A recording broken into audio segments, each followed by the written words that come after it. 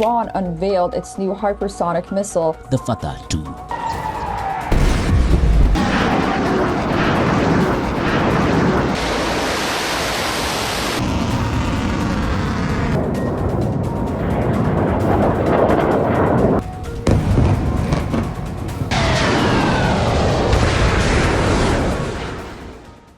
What if a missile could fly faster than a bullet and change direction mid-flight? What if it could hit its target before radar even knew it existed?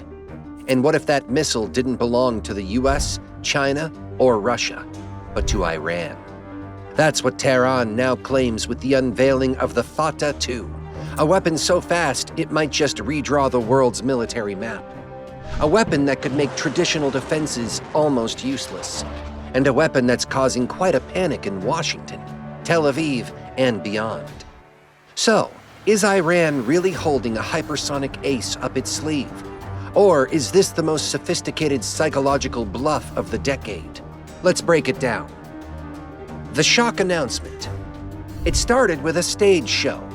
Late 2023, cameras flash, officials applaud, and a giant black missile stands on display with the word Fattah 2 printed on its side. Iran state TV calls it a quantum leap in missile design. A great advance. It's a quantum leap in the missile capability. The country's first hypersonic glide vehicle, capable of flying at Mach 13 to 15. That's more than 15,000 kilometers per hour. In theory, fast enough to reach Israel in under 4 minutes. For Iran, this wasn't just a new weapon, it was a message. We can reach you, and you can't stop it. General Amir Ali Hajizadeh, head of Iran's aerospace forces, made it clear. No air defense system in the world can intercept this missile. The claim spread like wildfire. News outlets called it a game changer. Analysts called it a bluff. And somewhere in between, defense agencies scrambled to find out which it was.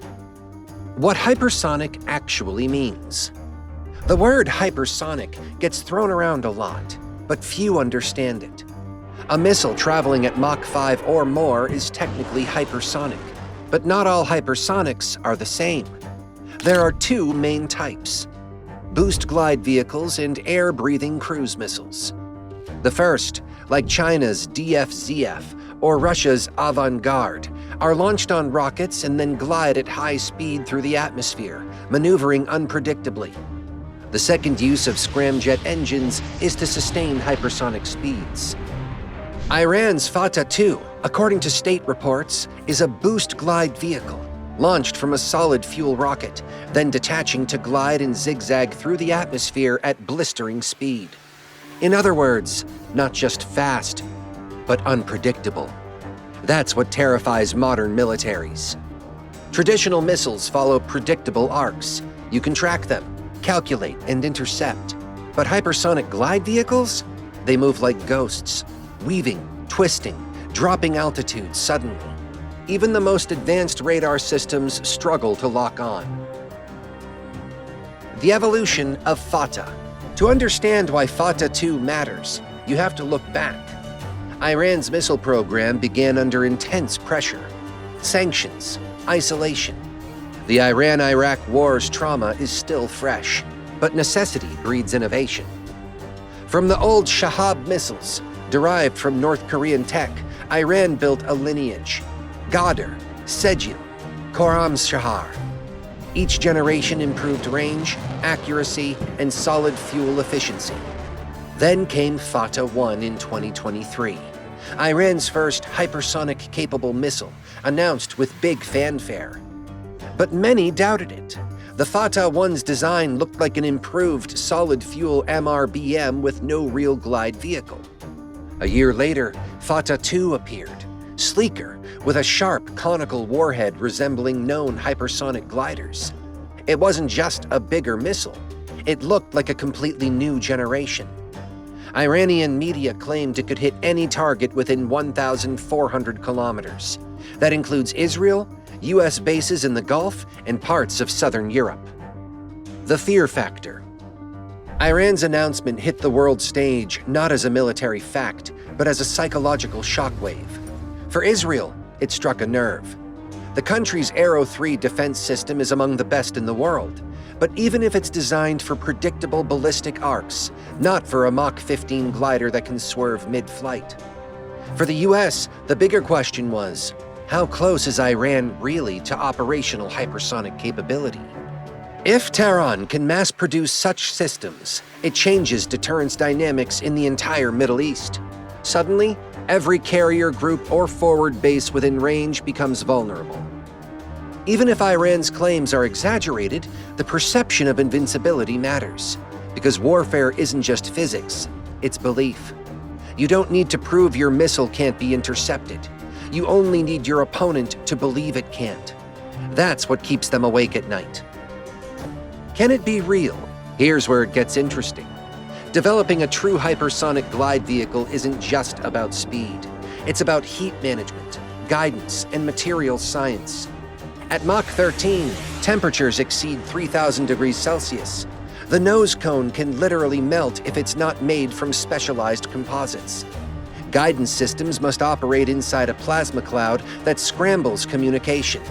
Even Russia and China took decades to overcome those hurdles. So, could Iran, under sanctions, really pull this off? Some experts say no. They argue that Iran's claim of Mach 15 might be a boost phase speed, not a sustained glide speed. In other words, it may briefly reach hypersonic velocity during launch, but slow down significantly after separation. Others believe Iran's engineers may have achieved partial hypersonic maneuverability, enough to dodge interceptors within a limited range. Not avant-garde level, but still revolutionary for a sanctioned state. Strategic implications. Let's assume for a moment that Fattah 2 is real, at least partially. The geopolitical ripple effects are enormous. Iran's deterrence doctrine has always relied on asymmetric power. They can't match the US Air Force or Israel's F-35s, so they invest in missiles, drones, and psychological warfare. With a credible hypersonic missile, Iran doesn't need nuclear weapons to project fear. It only needs uncertainty. Because what's scarier than a weapon you can't stop? Regional dynamics shift overnight. Saudi Arabia rethinks normalization with Israel. US fleets adjust patrol routes. And defense markets explode with hypersonic countermeasure projects. The message is clear. Iran doesn't just want parity. It wants psychological dominance. The race for hypersonic defense. In Washington, the timing couldn't be worse. The US is still catching up in the hypersonic arms race. Russia has the avant-garde in Kinzhal. China has the DF-17. Even North Korea claims to be testing its own systems. Now Iran joins the list, at least symbolically, forcing new strategic calculations. Anti-hypersonic defense systems are still in development. The Pentagon's glide phase interceptor won't be ready for years. That means if Iran really fields a working glide vehicle, no one currently has a guaranteed way to stop it. That's why Fattah 2 isn't just a missile. It's a message of timing. Tehran wants to remind the world, while you hesitate, we innovate.